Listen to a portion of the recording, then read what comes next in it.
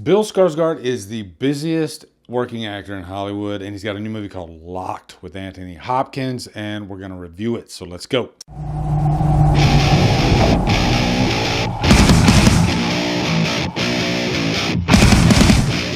Locked stars Bill Skarsgard, Anthony Hopkins, and is directed by David Urofsky. Let me out! Out! Out! Out! Out! Hey! Help me!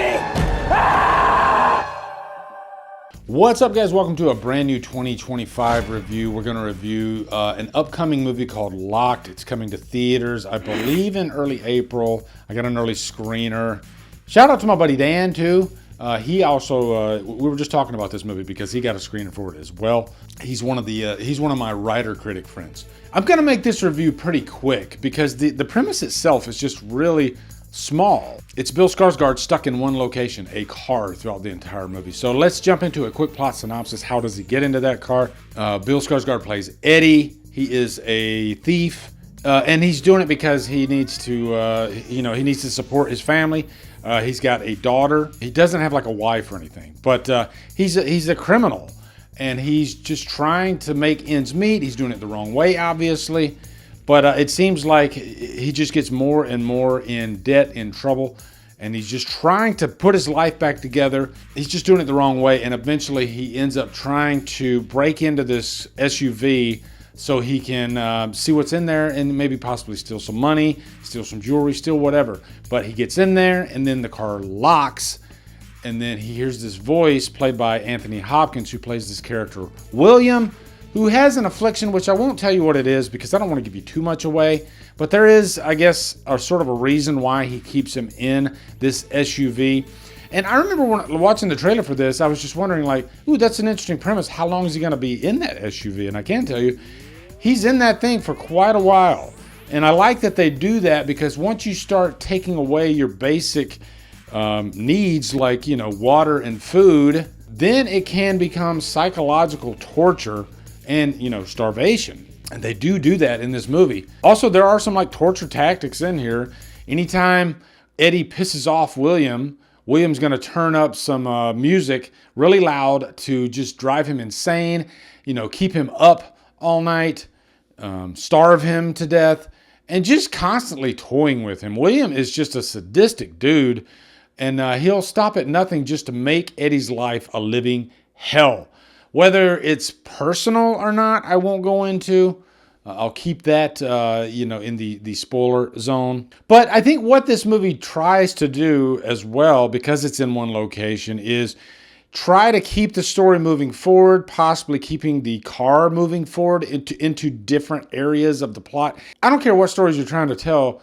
You usually want to shoot for at least having a first, second, and third act of any movie. And if you are stuck in one location throughout the entire movie, you still have to have those three acts, whether it be story-wise, whether it be thematic, maybe the character goes through like an emotional shift, whatever. But I think that's important to keep the audience moving, keep the audience entertained. And I do think this movie does a good job at that. It is the type of movie where you're constantly putting yourself in that situation and asking yourself, would I do this? Would I not do this? How would I handle this situation?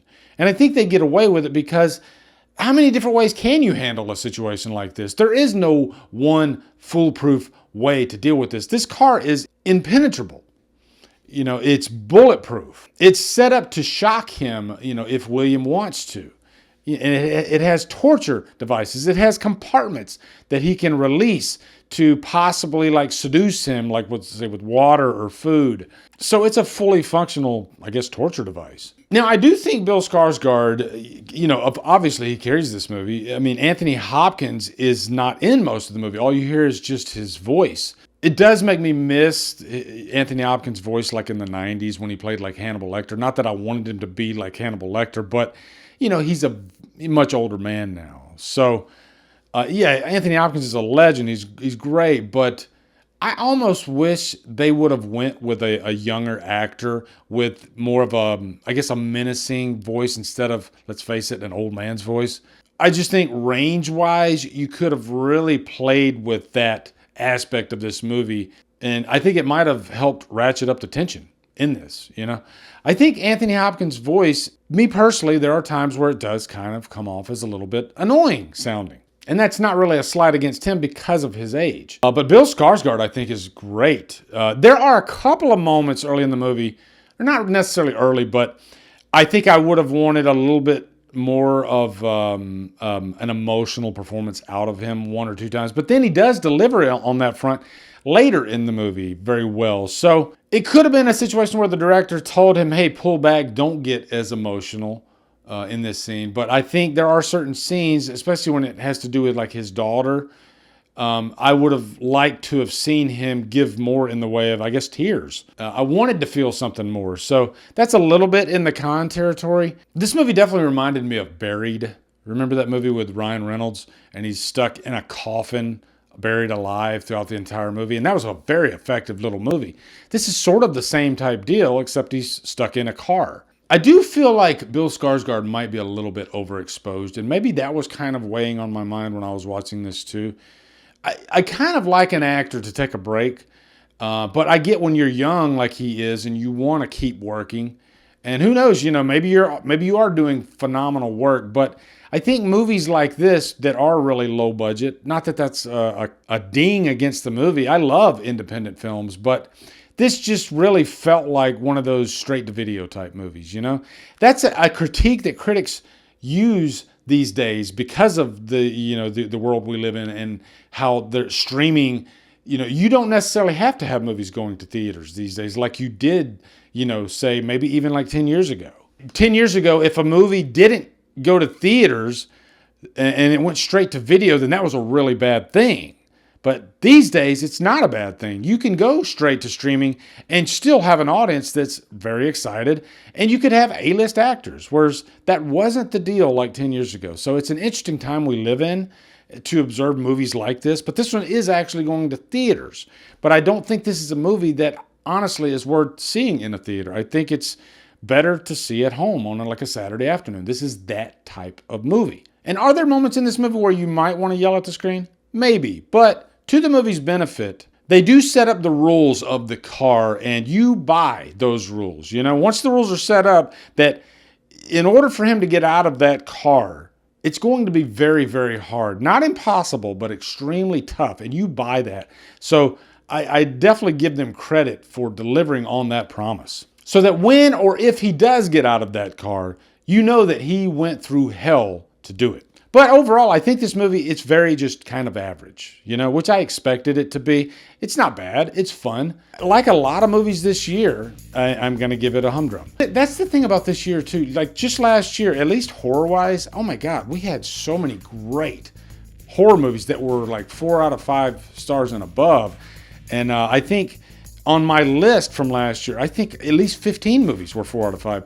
And I think this year, that's not the case at all. There's more meh movies this year than I think a lot of recent years. So that is a little worrisome. It's not good for Hollywood. The box office hasn't been that great lately for most movies. And, you know, Snow White's not going to do that well this weekend. You know, it came out this weekend. That's when I'm recording this, although I'll probably release this maybe a week later. But yeah, straight up humdrum for this movie. You know, check it out on like a Saturday afternoon if you want. If you're dying to go to the theater, if you want to get some nachos, then yeah, go and enjoy the movie. Or if you're just a big, massive Bill Skarsgård fan and you got to watch everything he does, then yeah, have at it. Knock yourself out. Go see it. But yeah, that's my review for Locked. Let me know what you guys think in the comments. Also, be sure to come over to Killer Flicks, where we talk horror all day and every day on Fridays, Rudy Free for Fridays. Follow me, Drumdums, on my social, support me on Patreon. Become a channel member, buy me a coffee. Anyway, guys, thank you so much for watching. Have a great day. And Drumdum out.